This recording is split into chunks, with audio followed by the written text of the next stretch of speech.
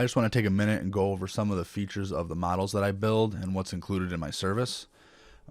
Specifically for Trimble, I do a lot of things that other companies, other model builders do not include.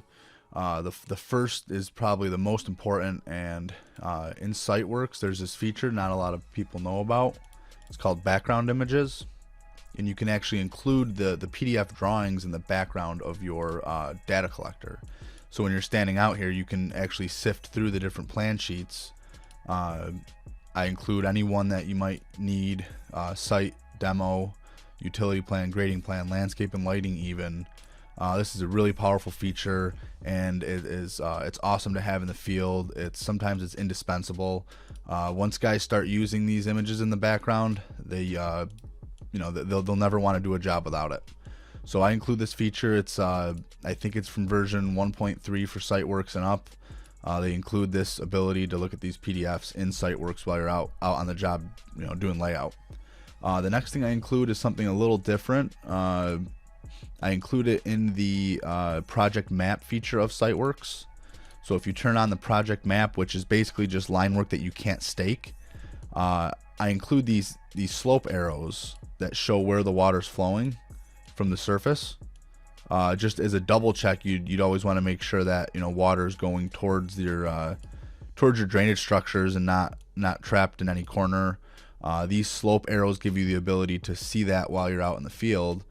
And if you were to try to stake one of these, nothing happens. It doesn't pick any of that line work because it's part of your project map. So that's a feature that I include. Not a lot of people do that either. It's a little bit extra. It takes some extra work, but you can come out in the field and verify that your water is draining exactly where you want it to be. These slope arrows are based off of your finished grade surface. I always include radius points just to make it a little bit easier, even though you can do them on the data collector.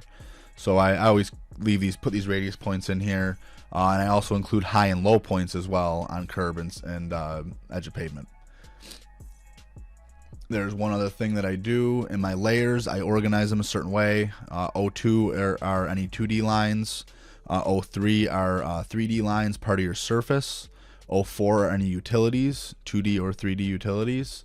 O6 is structural. O7 is existing, and O5 is corridor or roadway, centerline, those type of layers. I always include existing conditions on my in my model so that you can verify that your calibration matches the existing conditions the way that the designer thinks the existing conditions are. So you could go along any of this existing asphalt right here, and you could stake it and make sure that that you're actually in the correct horizontal location on your project. That's really powerful. Not a lot of jobs get that when a model is built. If I turn the storm on real quick, I even include details such as the type of pipe. This is 12-inch HDPE, and that's a 3D line, so you can stake that line and you can see where you're at on the job with your cut to invert. So all my pipe is labeled that way. All my lines are named. Edge of pavement is a layer, but it also put a name on it as well, which is a feature of Trimble that not a lot of people include. If you're using SES 900, it's an absolute requirement that every line is named. So every model I build, the lines come in named. Those are the basics of my models that I build, and using them especially in SiteWorks. But another thing that I do is anytime I come across a question or something that I don't feel confident in that needs to go back to the designer. As a third-party model builder, I'm not, normally allowed direct contact with the designer, so I send marked up PDFs and emails with explanations enough that the contractor can forward it directly to the engineer or construction manager for clarification. This saves time. I don't make phone calls about them unless I need to. I always make sure I document it so that the contractor can just forward it on and not have to do any additional work for anything that I find that might be wrong with the job. The last thing I do is a little bit unique. In rare circumstances, I'll actually create a video that I upload to YouTube that can be sent to the contractor.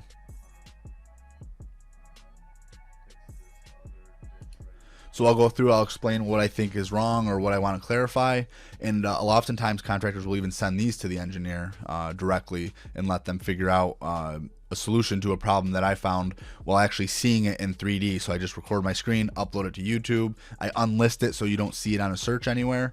Send it to the contractor. They forward it on or they view it themselves. That's an awesome tool. There's some things that you cannot see or some things you cannot understand unless you're looking at them in 3D. So that's another feature I provide. So these are just some of the basic services I provide with my models. If you're interested, reach out to me, adam@abcivilconsulting.com, or go to www.abcivilconsulting.com. It's just a file portal there, and you can just upload your files directly, and I'll send you a quote.